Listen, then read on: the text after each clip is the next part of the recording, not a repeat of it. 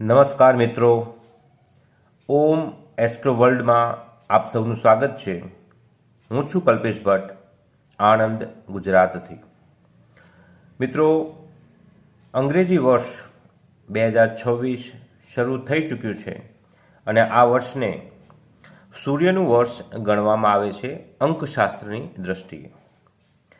હવે જોઈએ તો આ વર્ષમાં દરેક રાશિ માટે કેવું રહેશે, કઈ રાશિ પડકારોનો સામનો કરશે અને કઈ રાશિના લોકો સ્થિર સ્થિતિમાં રહેશે, એ વિશે આપણે બે પાર્ટમાં 2026નું વર્ષ કેવું રહેશે, એની ફલશ્રુતિ ફળકથન શું રહેશે, એ પાર્ટ 1માં અને પાર્ટ 2માં જોઈશું. આમ જોઈએ તો મુખ્ય સૂર્ય જે છે એ સૂર્યનું વર્ષ ગણવામાં આવે છે અને સૂર્ય જે રાશિમાં રહેશે એટલે કે 14 તારીખે એ મકર રાશિમાં પ્રવેશ કરશે. તો જે રાશિમાં પ્રવેશ કરશે ત્યાંથી એની પૂર્ણ દ્રષ્ટિ એટલે કે સપ્તમ દ્રષ્ટિ જે રાશિ ભાવ પર પડશે તે રાશિ માટે એ દર મહિને વર્ષ એ સમયગાળો છે એ શ્રેષ્ઠ રહેશે. જેમ કે મકર રાશિમાં પ્રવેશ કરશે તો એની પૂર્ણ દ્રષ્ટિ સિંહ રાશિ ઉપર રહેશે.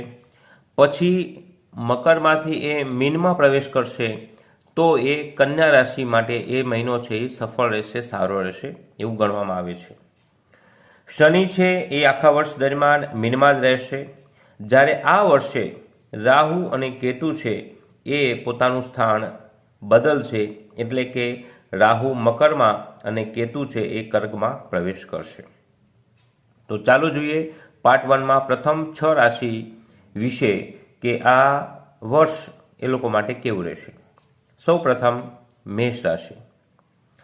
શનિની 7.5 આખું વર્ષ છે જ, તો આ રાશિના જાતકોએ ધીરજ રાખવી, સંયમ રાખવો, જોખમી રોકાણો અને અન્ય કોઈ વિવાદ હોય તો એ ટાળવા, સ્વાસ્થ્ય પ્રત્યે સાવધાની રાખવી કારણ કે સ્વાસ્થ્ય છે એ તમને વિશ્વાસઘાત કરાવી જાય.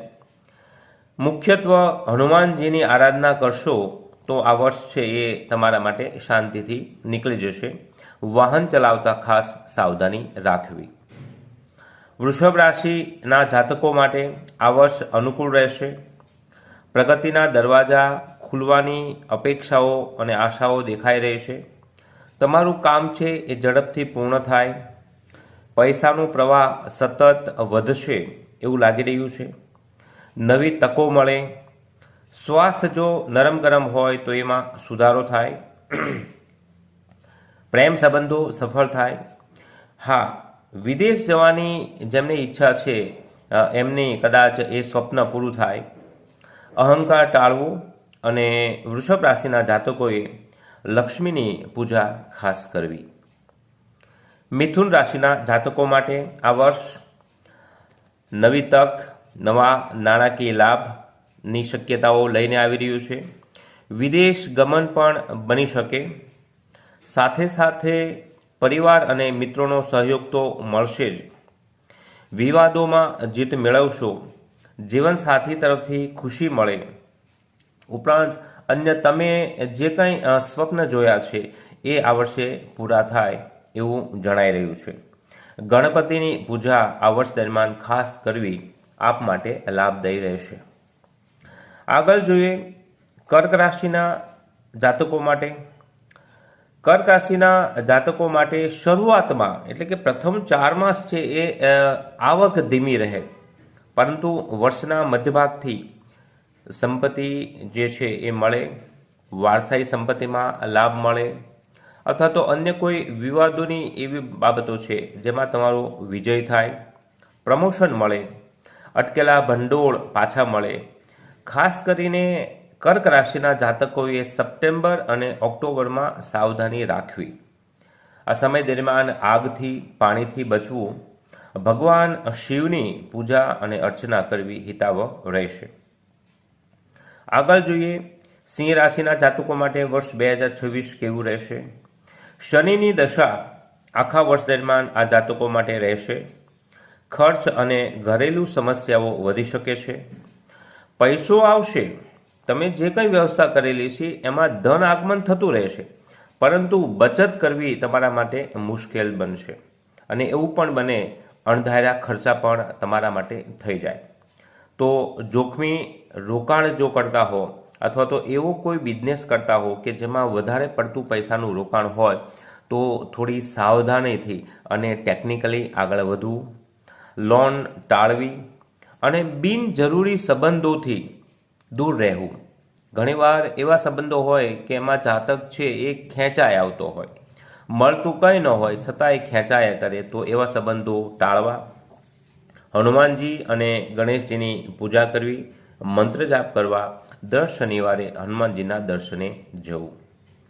હવે આગળ જોઈએ આજની છેલ્લી રાશિના જાતકો માટે, એટલે કે કન્યા રાશિના જાતકો માટે વર્ષ 2026નું વર્ષ કેવું રહેશે? નોકરી અને વ્યવસાયમાં જવાબદારી વધે, અભ્યાસ અને વ્યવસાય ફાયદાકારક રહે, વિવાદોનો ઉકેલ આવે. તમારી જે કોઈ બાબત એવી હોય કે જેમાં જમીન સાથે સંકળાયેલી હોય તો જમીનથી તમને ફાયદો થાય, જમીનને સંબંધિત તમને કોઈ આવક થાય જો હોય તો. અને વર્ષના મધ્યમાં વિવાદો ટાળવા. અને ખાસ કરીને તમામ જાતકો જે છે રાશિના, એ લોકોને ખાસ કહેવાનું કે જો તમારી જન્મકુંડળી છે એ બળવાન છે, તમારી જન્મકુંડળીમાં શુભ ગ્રહો શુભ સ્થાને અથવા તો શુભ ગ્રહો ઉપર અશુભ ગ્રહોની દ્રષ્ટિ નથી, તો તમારે બહુ ચિંતા કરવાની જરૂર નથી. પણ ખાસ કરીને આ વર્ષ સૂર્યનું વર્ષ છે, તો સૂર્યની પૂજા ઉપાસના કરવી, સૂર્યને અર્ધ્ય આપવું એ જરૂરી રહેશે. તો આજના એપિસોડમાં માત્ર આટલું જ. ફરી મળીએ પાર્ટ 2માં, જેમાં આપણે વાત કરીશું તુલા રાશિથી મીન રાશિના જાતકો માટે. મિત્રો, આ ચેનલ આપે સબસ્ક્રાઇબ ન કરી હોય તો ખાસ વિનંતી સબસ્ક્રાઇબ કરજો અને આપના ગ્રુપમાં પણ એને શેર કરજો. ધન્યવાદ. નમસ્કાર.